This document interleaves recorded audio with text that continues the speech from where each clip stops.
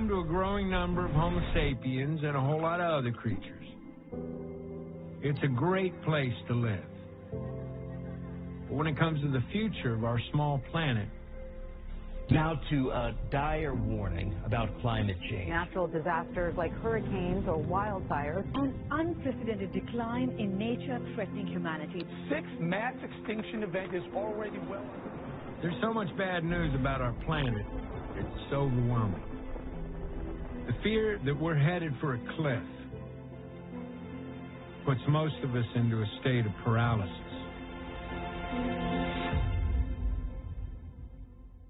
The truth is, I've given up. And the odds are, so have you. But what if there was another path?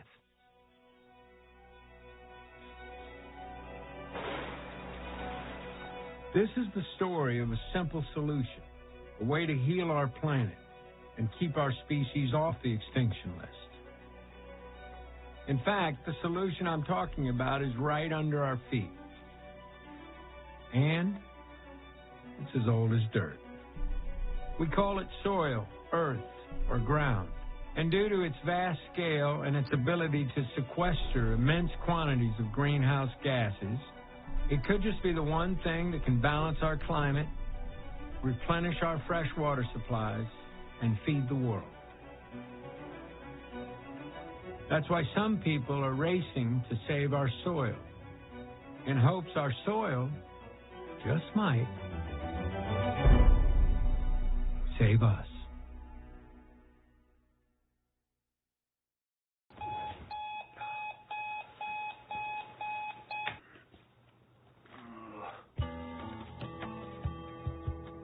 I am a conservation agronomist. I have been in every state, all the way from Alaska to Puerto Rico to Hawaii. I've also been asked to go speak in Europe, Australia. I just haven't had the time. If we get the soil right, we can fix a lot of our issues. Healthy soils lead to a healthy plant, healthy animal, healthy human, healthy water, healthy climate. This is what this is about today. Learning how the soil works and learning how to farm like nature does. I have learned my job is to drop a seed. And the more you farm like nature, the more we can reduce your inputs and the more money you can make. It's my calling. Just as simple as that. Actually, I've lived in 4 or 5 states. Everywhere I go and work, we're still having the same problem. Massive erosion.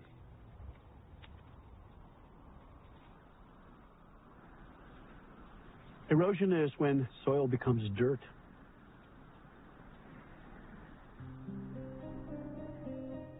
Rapid erosion began long ago when humans developed the plow. Its purpose was to break the soil in order to sow seeds. By the Bronze Age, vast areas around cities were plowed up to plant grains. But as their soils eroded, those once great empires vanished into dust. But we don't have to look back thousands of years to see the dangers of erosion. In the 1930s, America experienced the largest man-made environmental disaster in history. It was called the Dust Bowl. It was largely caused by farmers tilling the once fertile Midwestern plains and leaving the soil exposed. By the end of 1934, roughly 200 million acres of cropland were permanently damaged. On a whistle-stop train tour, President Franklin D. Roosevelt saw the destruction of America's soil firsthand. In response, he created the Soil Conservation Service to save the nation's soil. What I have seen confirms me in the belief that I've had for a long time that we're going to win on this problem. It relates to working out a plan of cooperation with nature instead of going along with what we've been doing in the past, trying to buck nature.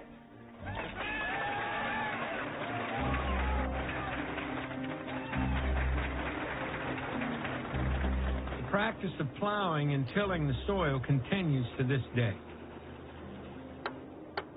But so does Franklin D. Roosevelt's Soil Conservation Service. It was made part of the U.S. Department of Agriculture, and it's now called the Natural Resources Conservation Service, the NRCS. We want the water to leave through a living plant. Today, NRCS field agents, like Ray, try to teach farmers to reduce tilling. Microbes live in there, and that's called the porosphere. And reduce the spraying of industrial chemicals that damage the soil. Tillage is one of the most intrusive things we do in modern agriculture. It is not our friend. The message is simple. But getting that message out is difficult. We have a social problem. We have an education issue. And until we get that right, we can't fix our ecological issues. I have been in NRCS for 31 years. It was kind of amazing to me as I was teaching all over the country. I'm going, wow, our producers don't really know how the soil works. They don't understand the basic ecological principles. Everything runs by carbon. We're built by carbon. The soil microbes run by carbon. Carbon is the driving engine. It runs the system. But when it comes to the role of carbon in our world, there's a bit of confusion. To be specific, carbon dioxide is a gas. We breathe it out, and plants breathe it in. We also make carbon dioxide by burning fossil fuels. But carbon isn't bad. In fact, it's the basis for all life on Earth. There's a tendency right now for us to be at war with carbon. Carbon's the bad guy, and I think this is a lost opportunity. Carbon's the good guy. We're carbon. I'm 16% carbon, and all of it came from eating vegetation and things that eat vegetation. Plants use sunlight as energy, and they pull carbon dioxide out of the atmosphere. They turn it into a carbon fuel, and that's how they grow. But 40% of that carbon fuel they send down to their roots. They're leaking it out in a very strategic way to soil microorganisms. Plants are feeding soil microorganisms carbon, and the soil microorganisms are bringing plants mineral nutrients. And in the process of all that, those soil microorganisms make a carbon glue out of that carbon fuel. And they make habitat in the soil. They make little pockets in the soil to control the flow of air and water. And that's one of the ways that carbon gets fixed in the soil. In other words, soil has the unique ability to sequester carbon dioxide out of the atmosphere. That's a big deal. And what's even more amazing, the soil contains an entire universe of life. Here I went to years of college, and I took soil science. I didn't know. I really did not know how the soil worked. It's alive.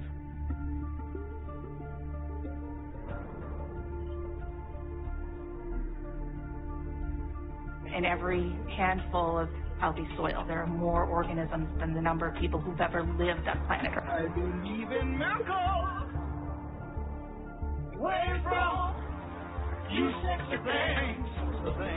And those organisms are processing organic matter that's in the soil and putting the nutrients into a form that the plant needs. Comparing the soil microbial diversity to the microbial diversity that we're now seeing inside the human organism.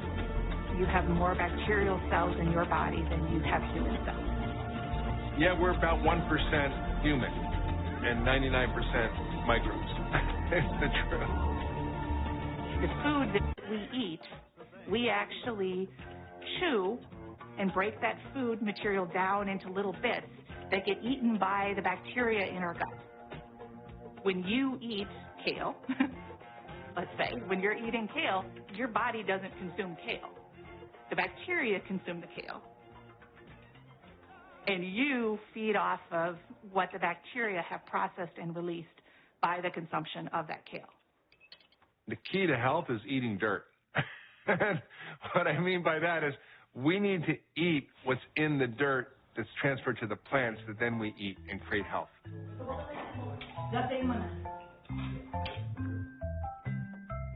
You know, my husband is an athlete for a living, so he wants to provide his body with the best possible nutrients so he can perform. I beat my body down so much over the course of the season. The last thing I want to do is add a bunch of food that I won't be able to properly digest, that won't be the kind of nutrition that I need in order to repair and regenerate my body the way that it needs to be. And of course, the quality of the soil is huge because it's the beginning of the quality of the food. That quality food provides quality health. It all comes from the earth, Big Mama. Our health and the health of our planet are connected.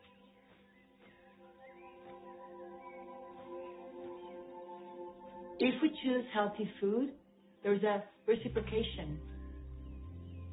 Not only we feel better, we are healthier, but the earth is healthier. Taking care of the microbes in the soil is critical for human health. But spraying the soil with toxic chemicals, well, does something else. All of our soils that are under chemical conventional agriculture are almost completely devoid of microorganisms.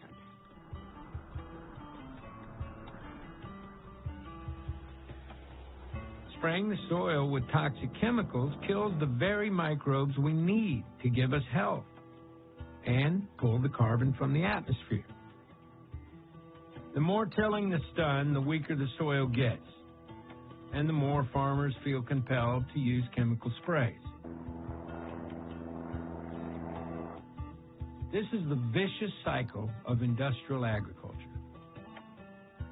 And that cycle was developed as a result of war.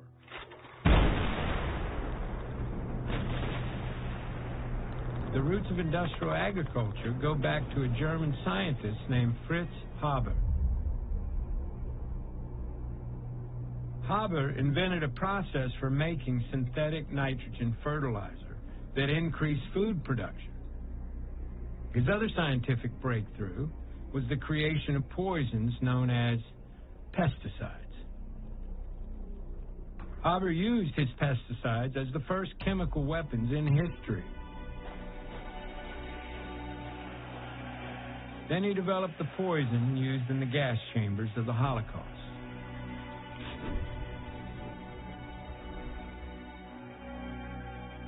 When the war ended, U.S. chemical companies brought Haber's poisons back to America and rebranded his toxic chemicals as pesticides for American farms. Dow set out to demonstrate the effectiveness of its chemical killers on a nationwide scale. When the war ended, all the energy that went into fighting the enemies in the world went into fighting the enemies on the farm. All of a sudden, chemical fertilizer, nitrogen was available, and farmers could toss that on a field. Or even if they hadn't taken care of their soil, they could get a good crop for a while. Together, these wartime innovations created the most powerful industrial food production system the world had ever seen.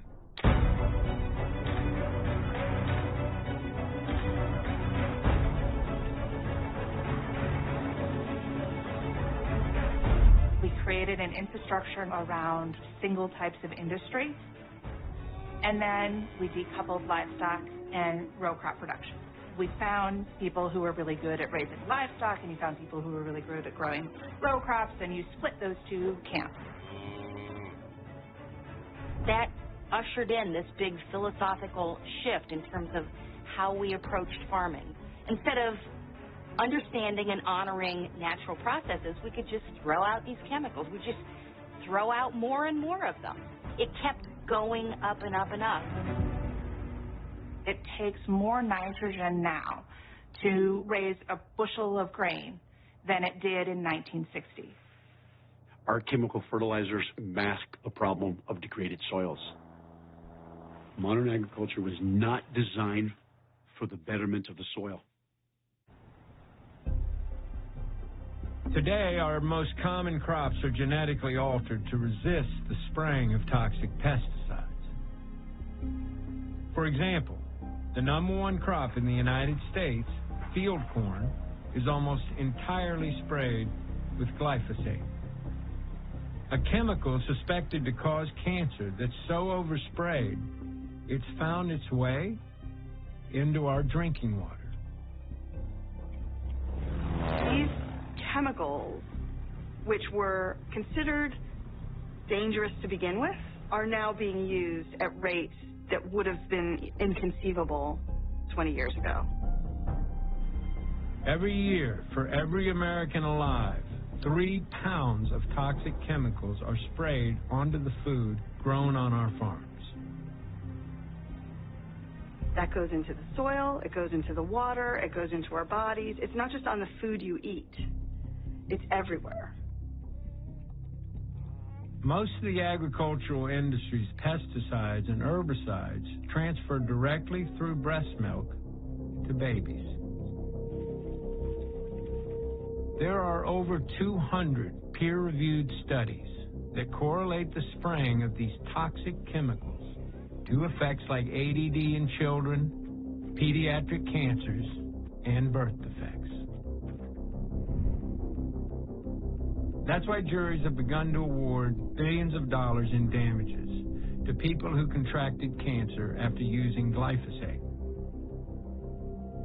We know, for example, that glyphosate, which is also known as Roundup, has an effect on the gut microbiome that may lead to disturbances that can create disease, including cancer. A big reason these chemicals make us sick is because just as toxic chemicals kill the microbes in the soil, they also kill the microbes in our bodies. What I tell people is your body can handle acute stresses, but it cannot handle chronic stresses. Soil ecosystems the same way. If you keep dumping the fungicides, you keep dumping the herbicides, you keep dumping the insecticides, you keep doing the tillage, chronic stress, it doesn't function anymore.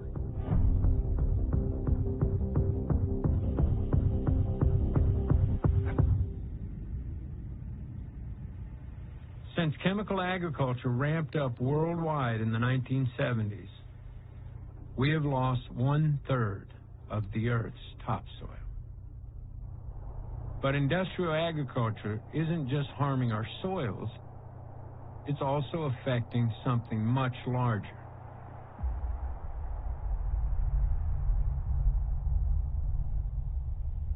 The most massive tsunami, perfect storm is bearing down upon us. But fossil fuels, carbon, coal, and gas, are by no means the only thing that is causing climate change. Now, because the fate of water and carbon are tied to soil organic matter, when we damage soils, you give off carbon. Carbon goes back to the atmosphere.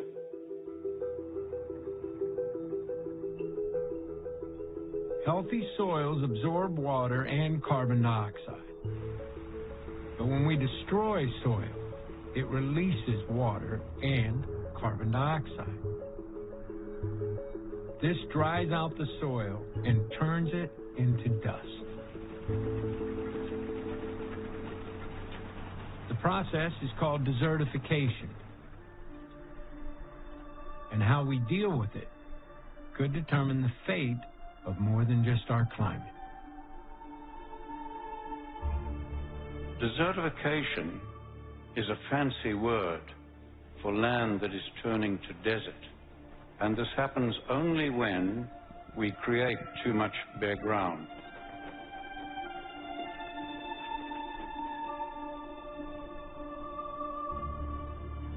Soil and the plant and the climate are connected.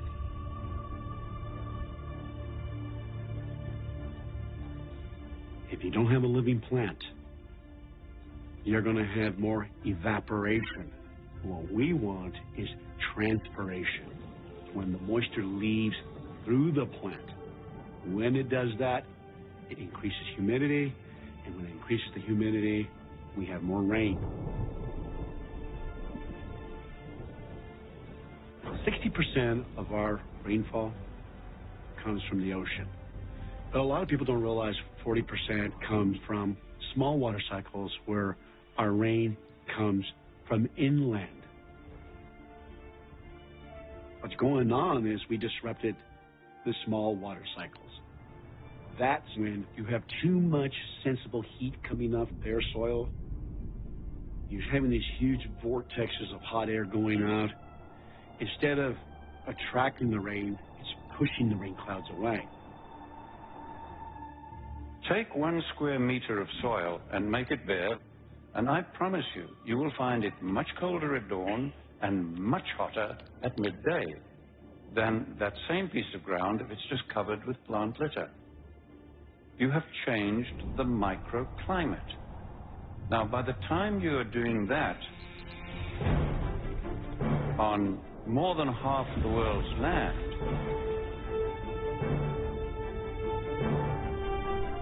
you are changing macroclimate.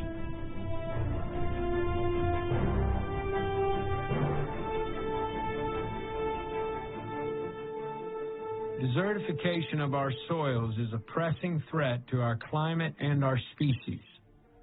But I have for you a very simple message. About 2/3 of the world is desertifying. As soils turn to dust around the world, every year 40 million people are pushed off their land.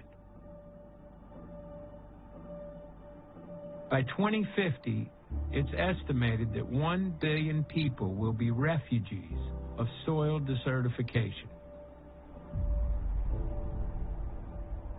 More than 20 civilizations in all regions of the world have failed.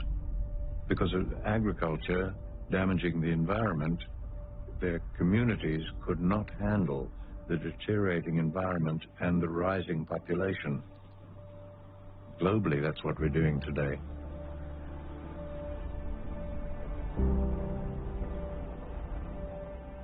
Poor land leads to poor people. Poor people leads to social breakdown.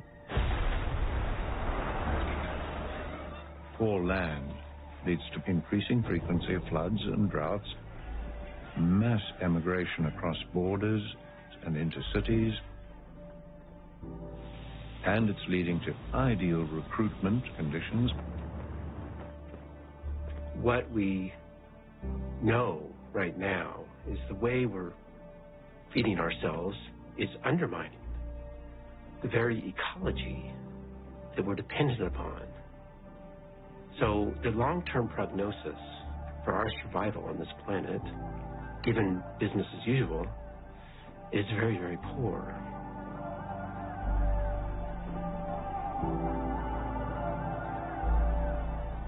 According to the United Nations, the world's remaining topsoil will be gone within 60 years.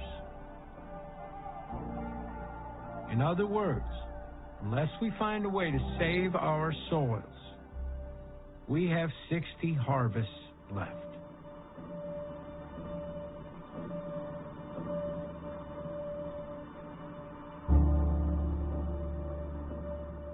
The global scale of the problems we face may seem insurmountable.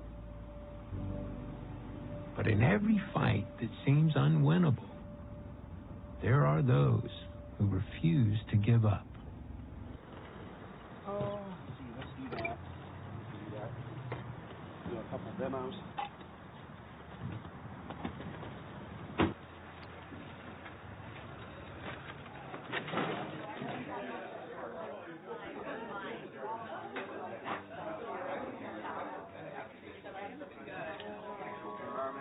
very fortunate to have Ray Archuleta with us today. Ray, as you can tell, is someone that has quite a bit of notoriety. He's got his own reality show. Now with that, I'm going to turn the floor over to Ray. Ray, we appreciate you being here. Thank you very much. Ray. This is a supercomputer model by NASA. We're concerned of the red and purples being CO2. I want you to notice the dates. That is February, March. Now, what are we doing March, April? What do we do in modern agriculture in April? We are tilling.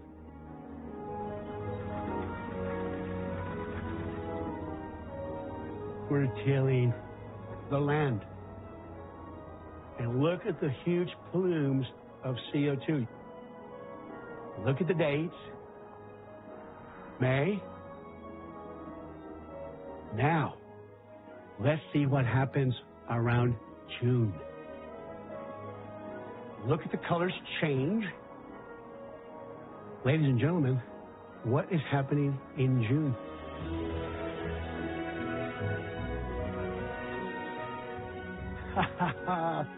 Do you see how powerful the living plants are? Can you imagine if we had all our rangeland and all our cropland covered? A covered planet is a healthy planet. We can fix a lot of our climate issues to bring the CO2 down into a living plant and put it back into the soil where it belongs.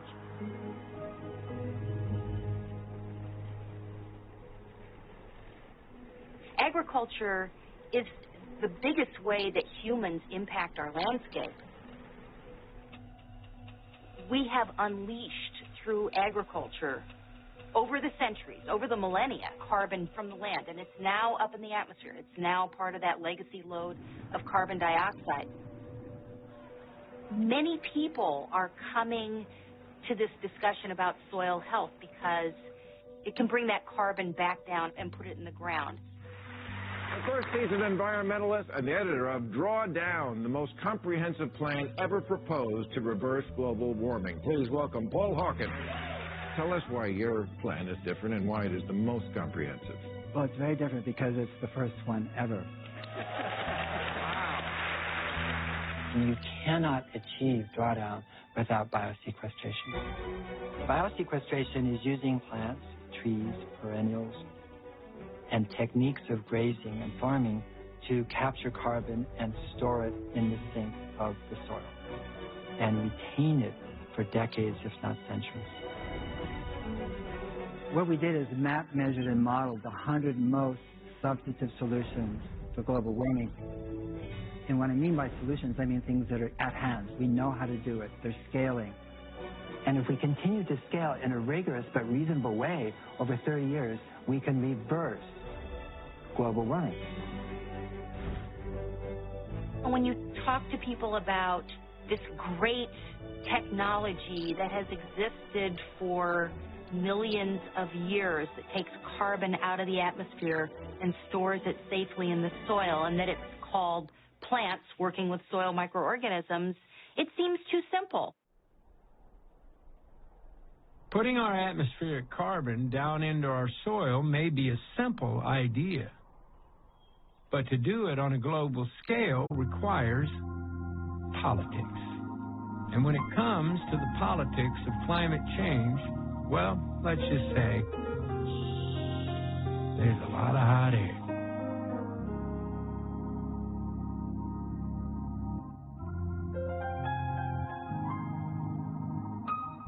In 2015, the United Nations held a climate summit in Paris. It was called COP21. 40,000 delegates from 196 countries from all over the world met to reach an agreement on how to address climate change. There were presentations and meetings and speeches and speeches and speeches. My name is Bunky. Please touch my screen. And there was one proposal that offered real hope, and it was presented by this guy.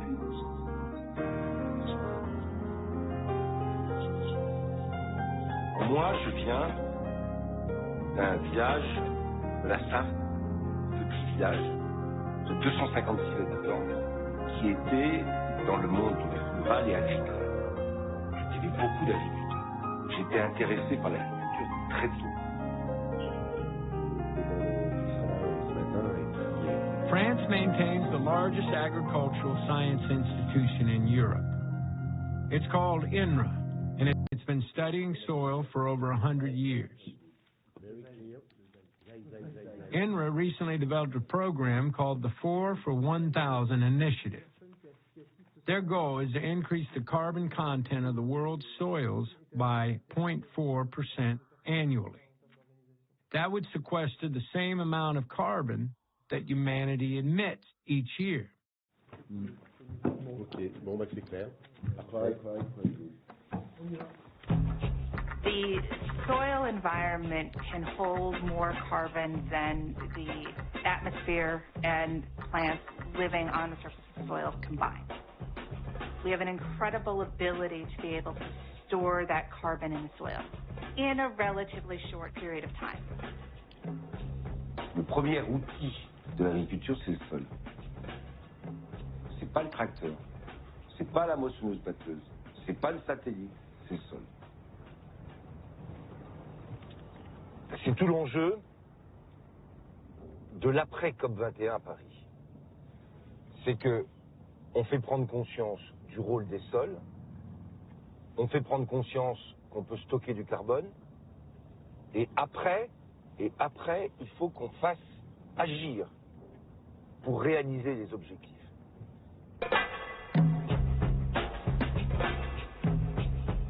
At a side meeting at COP21, Monsieur Le Foll, the French Minister of Agriculture, presented an idea that just might change the world.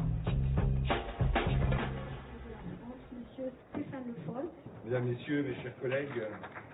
Avec les sols en agriculture, mais aussi les sols forestiers, on a un potentiel énorme. La capacité qu'on a à apporter une réponse à la lutte contre le réchauffement climatique, qui pourrait être d'ailleurs l'équivalent de ce que nous émettons en carbone par an. C'est colossal. 4 pour 1000. C'est la capacité que tous ensemble, on a de pouvoir réussir. Merci. At the 4 for 1,000 event, many countries signed Stéphane Le Foll's pledge to draw carbon down into their soils. 30 countries from around the world signing on to what I believe is going to be one of the most significant changes in agriculture, because to achieve this 4 for 1,000, we have to change the way we do agriculture. And doing agriculture in a way that sequesters carbon requires a radical reduction in toxic pesticides, GMOs, and synthetic chemicals. But the 3 largest contributors to carbon dioxide and the 3 largest agricultural producers were missing from the agreement. India, the United States, and China did not show. Does it frustrate you that America did not sign on to the agreement? Si, c'est frustrant. C'est que pour la première fois, un pays, pas plus petit que les États-Unis, la France, mais un grand pays agricole, engage un processus global, politique, qui associe les objectifs de lutte contre le réchauffement climatique à des changements de modèle agricole. Et là, au niveau des États-Unis, on n'y est pas. And after all that, the United States announced that it had pulled entirely out of the Paris Agreement. If we are going to succeed in balancing our climate, we do need to switch to renewable energies. But none of that will alter the tremendous amount of carbon we've already put into the atmosphere. Since 1750, when the Industrial Revolution began, we've pumped about 1,000 billion tons also known as gigatons, of carbon dioxide into the atmosphere. It's called our legacy load of carbon. And even if we stopped all greenhouse gas emissions today, that legacy load of carbon will still be there. That legacy load of carbon dioxide is still going to be warming the atmosphere for decades, if not centuries. So if all we talk about is reducing emissions, it's not enough. If electric cars and solar panels aren't enough, then what is the solution? The only goal that makes sense for humanity is drawdown, a year-to-year reduction in carbon in the upper atmosphere. Anything else is climate chaos. If we want to achieve drawdown, we have to go thank the earth and start to farm and grow our plants and trees in an entirely different way. Once you achieve drawdown, within 20 years, you have cooling. You have the beginning of cooling. So now we have a horizon that if you're 20, 30 years old, you can say, in my lifetime, we can achieve it. In other words, the very practices that heal our soils will also heal our climate. To stabilize Earth's climate, we can use the most powerful carbon capture technologies: the photosynthesis of plants and the microorganisms in the soil. And the one type of farming that does this the best and draws down the most carbon is based on the concept of regeneration, which simply means to repair the damage we've done and make things better. So we are sitting in a food forest. This is agroforestry. It's agriculture through trees, tree diversification. I've got an avocado tree, banana tree, fig tree, coffee trees. We went from a monocrop of single Haas avocado to now having about 40 different fruit varieties on site. 'Cause my home is where my food is grown. I'm going back to the earth. By diversifying, we can now have harvest every month. If you're looking to do something that would greatly impact Mother Earth, plant a tree. You don't need acres and acres and acres to build a food forest. You really just need a few hundred square feet. You're going to look outside one day and go, what is something we buy every day at the grocery store that instead of waiting for it to be shipped around the world to me, what can I put in my own backyard that I can do myself? And truly be forgiven, we must all get back to living with the land in harmony. I'm going back to the earth. I'm going back. Regenerative agriculture grows more food per acre. It's scalable to our entire agricultural system, and what's more, it's already being done right now, today.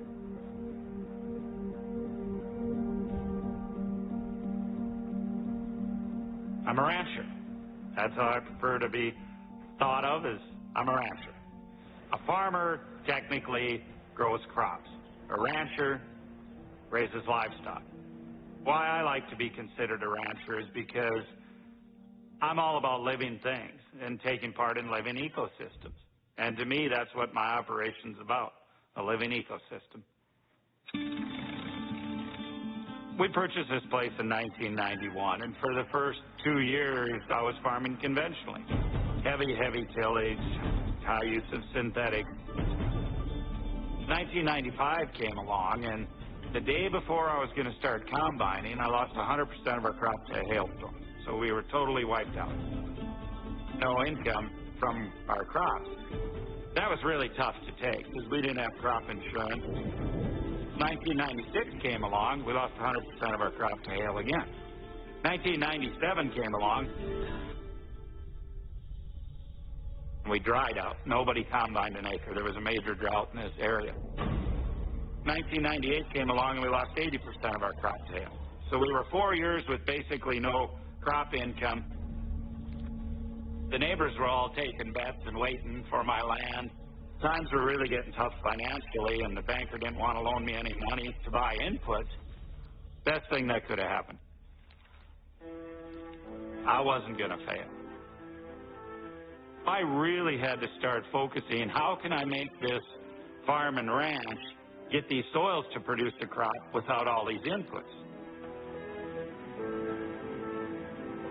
So I started to be a studier of soil ecosystems. I actually went back and I read Thomas Jefferson's old journals because I was trying to figure out how did they do this previous to the use of all these synthetics.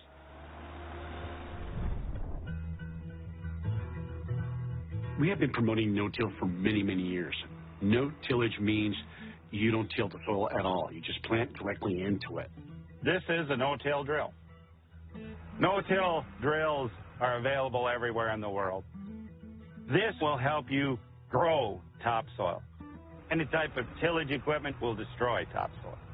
This is your firming wheel. This holds this residue so the disc here can cut it, just making a small slit. The seed travels down at a specific rate per acre. This comes around, moves a small amount of soil right over that seed. We're keeping all this armor on the soil surface in order to protect the soil from wind erosion, water erosion, so we can grow crops on much less moisture with this type of a system. Rain falls on this, it's going to go right into the soil. Rain falls on bare soil, it's going to run off, and then it's going to evaporate very quickly. Soil that is not tilled stores more water, thus increasing microbe growth, which leads to more plant growth and even to more local rainfall. This is the virtuous cycle of regeneration. Gabe Brown's soil is also pulling more carbon out of the atmosphere. For every 1% increase in organic matter, an acre of soil draws down 10 more tons of carbon. I mean, that's huge. We have to reduce tillage. We got to grow cover crops. We have to get a living root all the time. We can't have these bare periods with nothing growing on them. We've got to start using these principles to restore the water cycle. And it is fixable.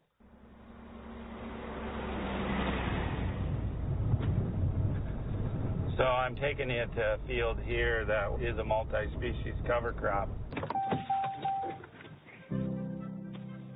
The purpose of a cover crop is to enhance the life and the function of the soil. Think of it this way. If I'd grow a monoculture on this field, would only be feeding the soil biology one type of root exudate.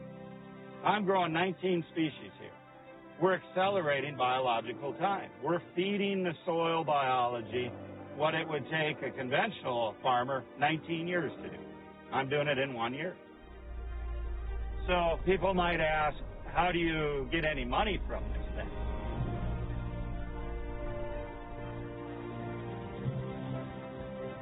Our livestock will graze this during the winter, speeding up the process of regenerating those soils. Animals grazing living plants are a part of the carbon cycle. Here in the northern plains, our soils were formed by large herds of bison and elk being moved by predators, grazing a landscape, trampling that carbon, the plants onto the soil surface, not coming back for maybe a year, allowing full recovery. It wasn't that long ago that over 60 million buffalo roamed the continent.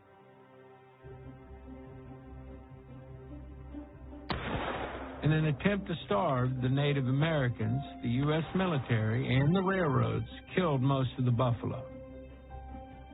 By the time the culling ended, only a few thousand of the majestic animals remained.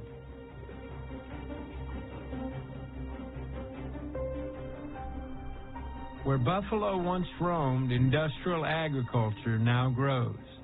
Hundreds of millions of acres of crops, just to feed animals. And those animals are concentrated into feedlots.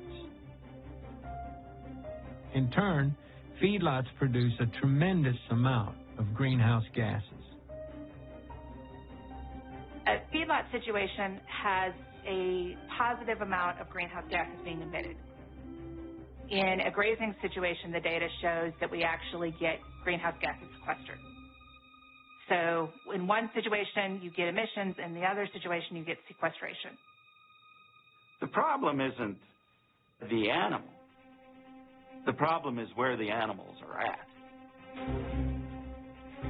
Cows can be good. That is one of the most controversial statements of mankind at this point. Using cattle, allowing them to roam and graze, land grazing, can literally revive enough space to create a tremendous amount of drawdown. I'm from Southeast Louisiana. I grew up in an incredibly delicate ecosystem. Conservation was always a very serious part of my life. I had no idea that the earth was desertified.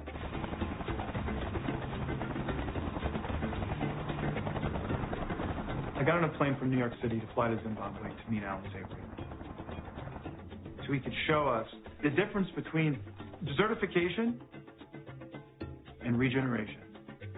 Land that has been holistically managed through planned grazing using cattle, the most vilified animal in the world. We are in Africa right now, driving through a field that has been under Alan Savory's holistic management for 9 years, and it is in Eden. This is what you call high grass. Using livestock to reverse desertification is totally scalable to about 2/3 of the world's land. And nothing else is. And frankly, that can be done at extremely low cost.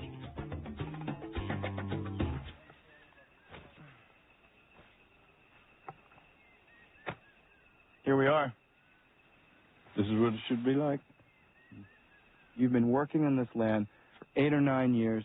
It went from a place of turning into a total desert and using hooved, herding herbivores. You have literally transformed that, what we've been seeing, into this.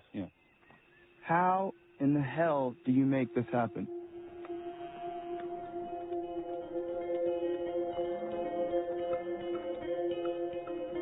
So dung, the urine, and the hooves of the animals are what caused this grass to grow.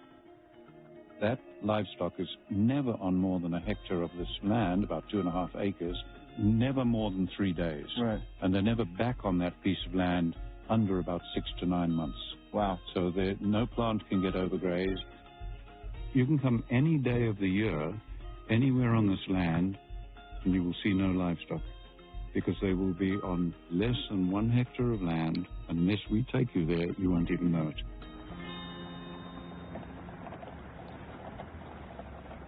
Dealing with this beast of climate change, a lot of people don't understand that this helps climate change. This sequesters carbon. This takes the one thing that we so desperately need out of the air, and it holds it. And it makes oxygen. Yeah, if we can produce solid grassland, you can pull down enormous amounts of carbon back into the soil. 2/3 of the world, roughly, is grasslands and savannas where the rainfall is too low to support a solid canopy of trees giving you soil cover. So grass is essentially what has to stabilize that soil. You look at this and you realize this is what the world should look like. This is what Africa should look like. This is what South and Central America should look like. This is what Texas should look like. This is how we win. We can get the earth back to the Garden of Eden that it once was by regeneration. When used smartly, herbivores can pull down carbon and reverse desertification. But it doesn't just work for Africa. It works everywhere in the world.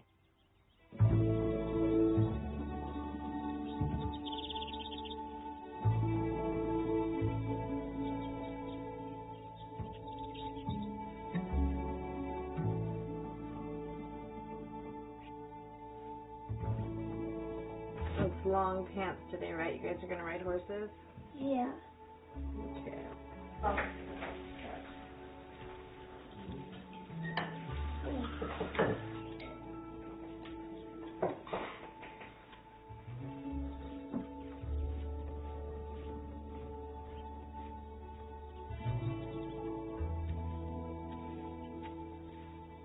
I was raised in a rural area in Washington, adopted by a Lakota elder. We were out in nature every day. I found permaculture, and that was very influential in my life, where I could see that there could be a permanent agriculture, an agriculture that not only fed the planet, but also fed the people in a way that regenerated and didn't deplete resources. Holistic ranchers like the market guards use careful planning so their cows sequester carbon and actually regenerate the land. So this is our grazing plan and control chart. This tells us where we're planning to have the cattle wet.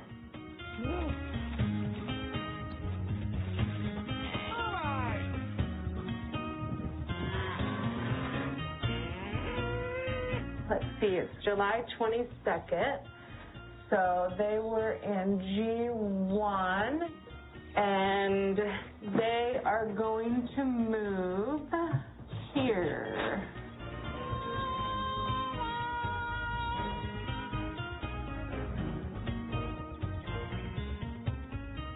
All these paddocks correlate with a map that I have here. So these are all segments of fencing where the cattle are. It tells me how big it is. I can record observations, species, all right in here in the field. We manage over 8,000 acres throughout the Bay Area, so we're constantly on the move.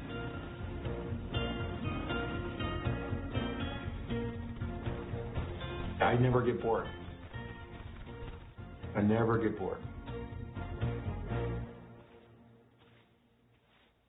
They call cows mobile microbe tanks, you know, because cows employ microbes in their rumen to break down the fibers in food. So when cows poop, that is just like a steaming mound of microbes dumped onto the land, and it's you know, it's a powerful stuff for the land.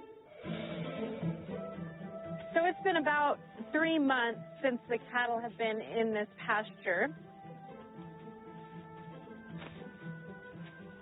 Did you hear that little pop when I popped it out? That was all these root hairs popping off. There's just thousands and thousands of feet of these root hairs that are interconnected with all of these other bunch grasses and all of these other species through their root hairs and also through the mycorrhiza fungi. The cattle will come along and they'll eat the top sauce. What happens when the grasses get bitten off is these roots slough off. And what is that root made out of? Carbon. We're taking carbon from the atmosphere via photosynthesis into the plant, and then it's going through the plant into the root system, that carbon, and it sloughs off and turns into humus, where it belongs.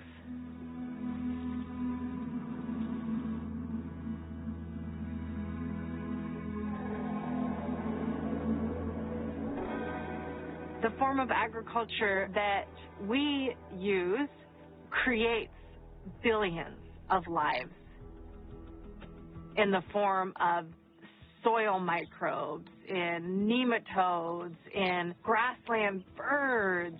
All of that wildlife is flourishing under an agriculture system versus a tilled crop field, which is denuded of life. And the vast majority of those tilled fields grow one thing: animal feed. Corn, soy, and hay. These crops and the feedlots that rely on them exist only because they are subsidized by our tax dollars. I was speaking to a group of corn and soybean producers from Missouri this past winter, and the one guy stood up and said, "Why would I want to plant anything else than corn and beans when I'm guaranteed a profit before I even go in the field?" The United States Department of Agriculture uses something called the Commodity Credit Corporation to give farmers price guarantees for growing specific crops. In the current system, taxpayers subsidize farmers to grow the crops that feed the animals that live in feedlots which emit greenhouse gases. The result? Our land is turning to dust and our farmers are going bust. And then I come back and ask them, now, how much money would you be making if the government wasn't subsidizing your operation? And they know the answer. They're not going to be making money. I dropped off all those programs. I tell producers I don't want to be on welfare anymore. Even with genetically altered seeds, chemical sprays, and government subsidies, most farmers struggle to make a few dollars per acre. But on its 5,000 acres, Brown's Ranch generates over $100 profit per acre per year. If you build a healthy farm ecosystem, you're going to be resilient. You're going to take the risk out of it. Yes, I grow corn. I don't grow soybeans, but I grow peas. That's good. But I also grow wheat and barley and oats and vetch and triticale and alfalfa, grass-finished beef, lamb, pork, honey, vegetables, all these other products. I could care less what the price of corn or beans are because they're such a small fraction of my operation. I built resiliency into the ecosystem. Most of the land that's managed by farmers is owned by somebody other than the farmer. We believe landowners, as they come to understand the long-term benefits of managing for soil health, will encourage their farmers to prioritize this. Once a farmer starts to manage for soil health and see those economic benefits, they won't turn back. By switching to regenerative agriculture, American farmers could increase their profits by over $100 billion annually and virtually eliminate their subsidies. You know, we have a motto on our operation. We want to sign the back of the check and not the front. It's a pretty good motto. It leaves a lot more in your pocket.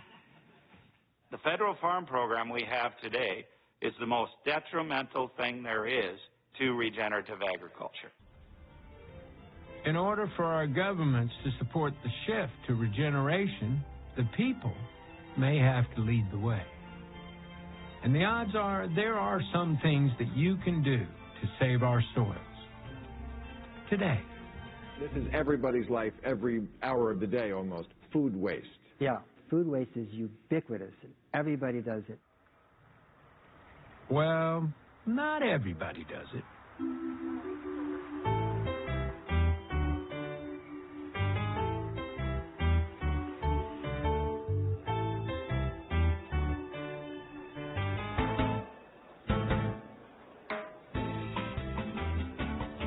There are continents and other really large regions that are getting hit with a double whammy of higher temperatures and drought. This kills soil. It kills life. One of the solutions to that challenge is to collect the food scraps from cities like San Francisco, turn them into compost, and get it onto local farms, and that helps them retain water because compost is a natural sponge. The unfortunate reality is most trash or garbage gets incinerated or sent to a landfill. We need to model nature. I had the good fortune of being mayor when we brought the United Nations World Environment Day into our city. We made it a week-long celebration of the environment and a call to action.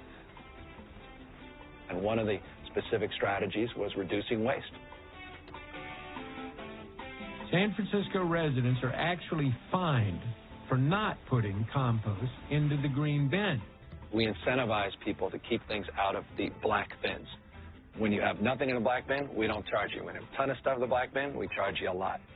So your goal is to get it in the green and blue bins, the composting and the recycling bins. You want to move the mouse? Got to move the cheese. In San Francisco, we're collecting 700 tons of food scraps and plant cuttings per day.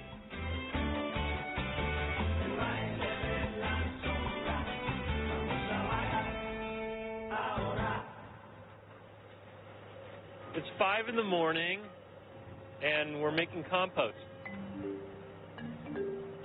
This is the most important kind of garbage that there is, because this is where the nutrients are, and this is where the carbon is. Compost arrives, the food scraps from the restaurants and people's homes, and we put them in the sorting system. 60 days ago, this was eggshells and chicken bones and vegetable peelings, and now it's a beautiful finished compost. And I'm digging in, and it's quite warm here.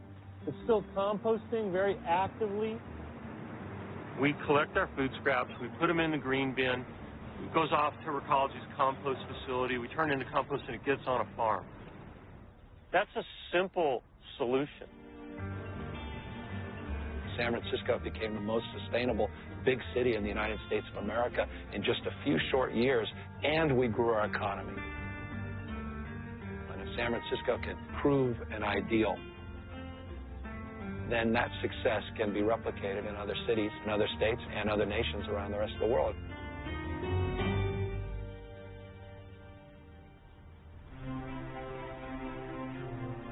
Compost is the natural decomposition of organic matter in nature. In a forest floor, it's when the leaves drop, the fungi and bacteria take it over and literally build the soil at the root zone. Compost is all about community. From the community of microbes that are breaking down the pile to the community of individuals in Los Angeles that are physically churning and sifting and contributing to that pile. I collect food scraps from restaurants, manure from zoos, manure. Do you know why? To keep this stuff out of landfills and use it to make good, rich dirt. That's why. How do we take waste and repurpose and reuse it, because it's really not waste? My name is Passion. It's Passion Murray. So that was my destiny, to be passionate about the environment. When we went to Haiti to run this compost sanitation pilot, everybody kind of thought I was crazy. And maybe I am. I'm Steven, yeah. And you're the man. And I'm the woman. Yeah, cool, man. We're the men around, man. Well, Haiti happened, obviously, this earthquake that was just so devastating.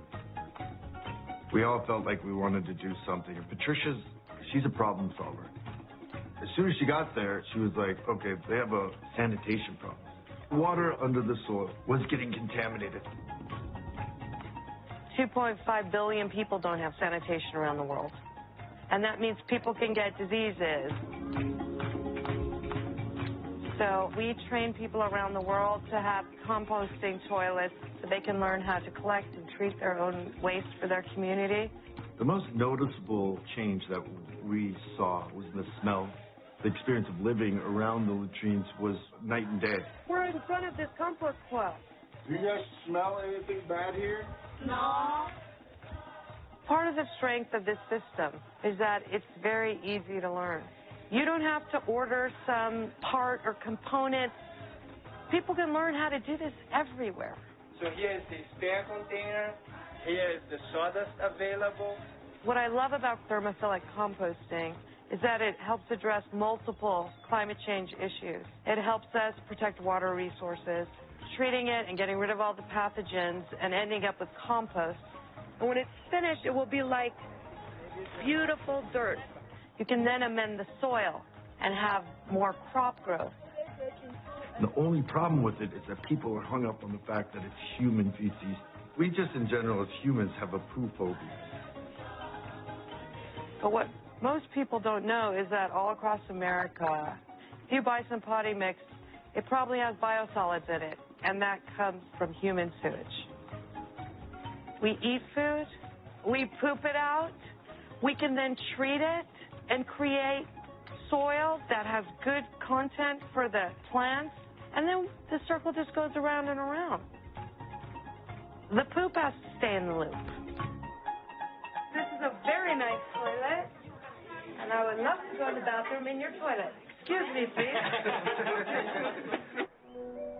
Compost is just one of a suite of soil-based carbon capture solutions. The more we choose regenerative foods, the more the farmers will grow them. We're at a critical moment in human history. There could be a way to eat food that heals the planet. The way we're articulating it is the regenerative diet. I've personally been vegan for 20 years. I'm just kind of prove in my own role, like, hey, you can rock life in a very healthy, strong, powerful fashion on a plant-based diet. If you're eating meat, you can eat it from a lot more correct, high-level farms. If we do eat meat, we need to eat meat that comes from pasture-raised, grass-fed, humanely killed animals. This is the most crucial choice all of us can make for the future of the planet. What are we eating? What kind of farming systems are we supporting? Are we regenerating the earth or are we degenerating? So what we have here are two of our egg mobiles. Approximately 3 days after the cattle move through an area and graze, we'll bring the laying hens in. They truly are free range. They could walk to California if they so choose. What we did here is we went to the local grocer and we bought a dozen cage-free, all-natural, humanely raised eggs. We'll reach in here, crack one of those open. Now what we have here is one from our pastured laying hens. Ours on the left is much darker colored. Now watch this. See how that breaks open rather easily? It's runny. Now look at this. I can poke my finger into there several times before we finally break it. Now look at the color of that yolk and look at the difference. Ours are out on pasture. They eat whatever they can forage for. These, although they're cage-free, they're no doubt in confinement and they're fed mostly grain.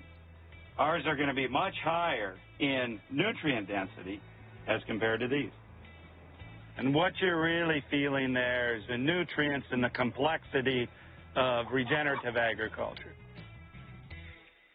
Eating a regenerative diet is important, but so is working with the people who grow our food. Today, we estimate 5% or less of farms are managed for soil health. The Nature Conservancy has partnered with the National Corn Growers Association to establish the Soil Health Partnership. Our goal is to grow this to 50% of U.S. farms managed for soil health by 2025. This idea of the Soil Health Academy started about 5 years ago when Ray first stepped onto my ranch and we first met. Little did we know what would become of that plan to try and move regeneration forward.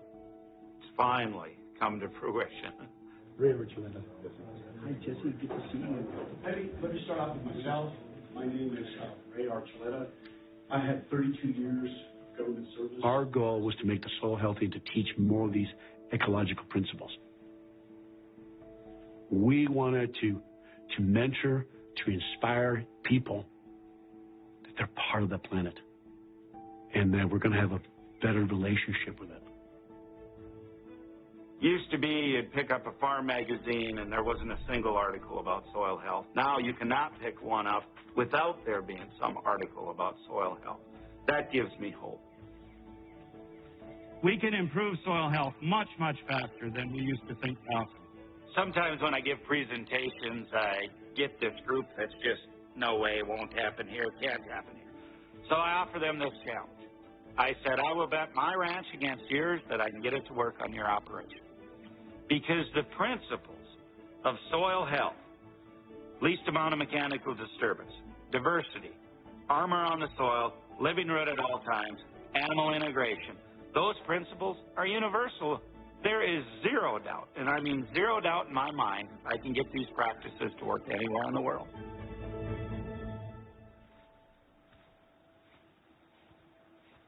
If you look over here, we have my neighbor's land that has been chemical fallowed. It has had nothing growing on it for over a year, except for the few Roundup-resistant weeds that are on here. It's an ecological desert. Then you look over at our paddocks. You have a diversity of different plant species. You have insects, you have wildlife, plus the livestock grazing on it. We're capturing sunlight from early in the spring till late in the fall, converting that sunlight into liquid carbon to drive and fuel the system. There you have soil. Over on this side, you have dirt. Where do you want your food to come from? Which model do you want your food to be produced from? The answer is pretty simple to me.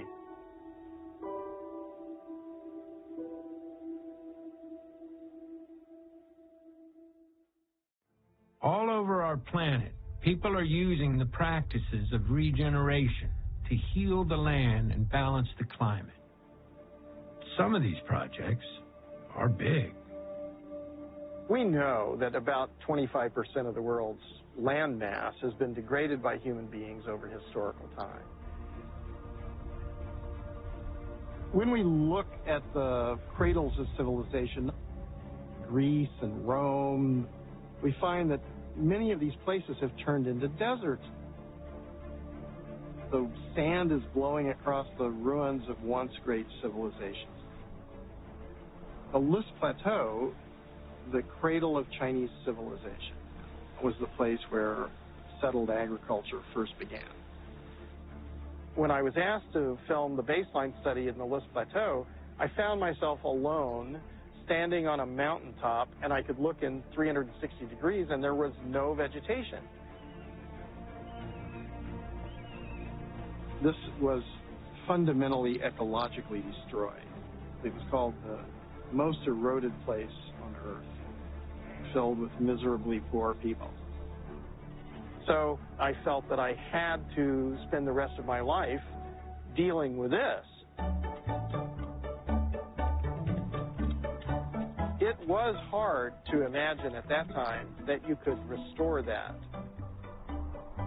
So from about 1994 till 2009, 14 years, an area of 35,000 square kilometers, approximately the size of Belgium. They had the top Chinese scientists, they had international scientists from the World Bank supporting them. They created mapping systems with satellites so that every watershed had a unique address. The results were stunning.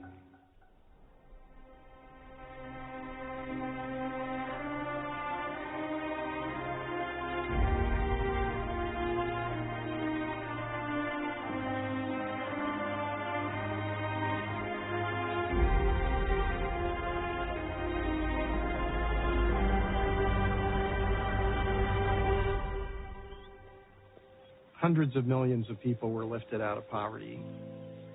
We met people who were illiterate, and their children now go to the top universities in the country.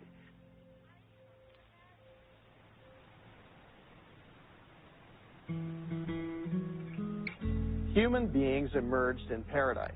If we restore all the degraded land on the earth, we can return to paradise.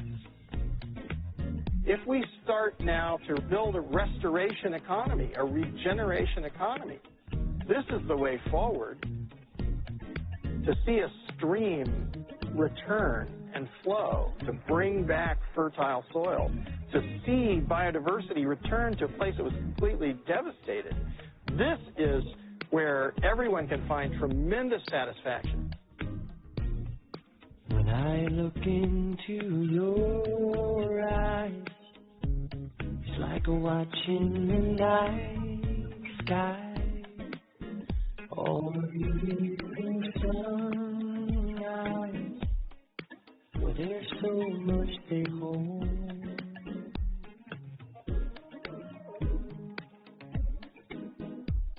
So let's restore a little bit of paradise every day. It's not that difficult.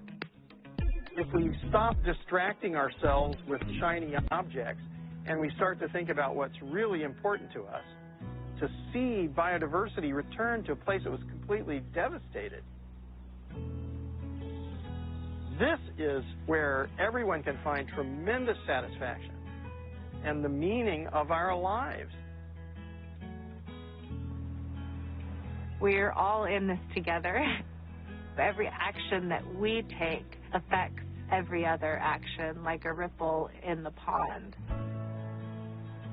So what decision are you going to make that will make a positive impact on this beautiful planet so that our great-grandchildren, 7 generations in the future, can actually go up and hug an old-growth redwood tree and swim in clean waters and be able to open their mouths and drink while they're swimming?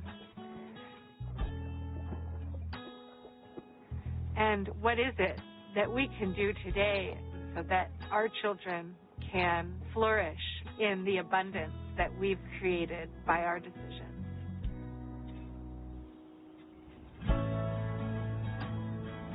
I will drive 100 miles, 1,000 miles if we have to save one farm, to open one heart and one mind. It's that one mind that you change. You don't know it'll affect another mind, another heart. That's what happened to us. It changed our hearts and it changed our lives. You know, it's not about religion, it's not about politics, it's about love.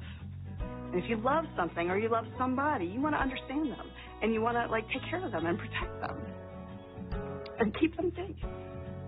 And that's what we're all here to do. Even the little mycorrhizal fungi and the worms and the bacteria. And if we take care of them, they'll take care of us. From the smallest microbes to the largest creatures, our blue planet pulses with life. For millions of years, it has self-healed and self-balanced. But today, our species faces its biggest test. Our mission is simple. We must harness the regenerative power of Earth itself. I'll make you a deal. I won't give up, and neither should you. Deep in the stars, they surge. Some even fall to the earth. We got in line to learn. God knows we're worth it. No, I won't give up.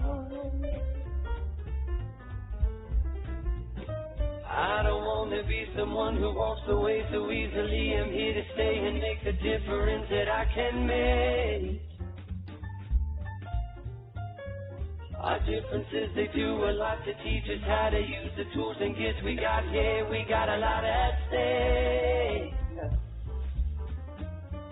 And in the end, you're still my friend. At least we did intend for us to work. We didn't break, we didn't burn. We had to learn how to bend without the world caving in. I had to learn what I got and what I'm not and who I am. I won't give up.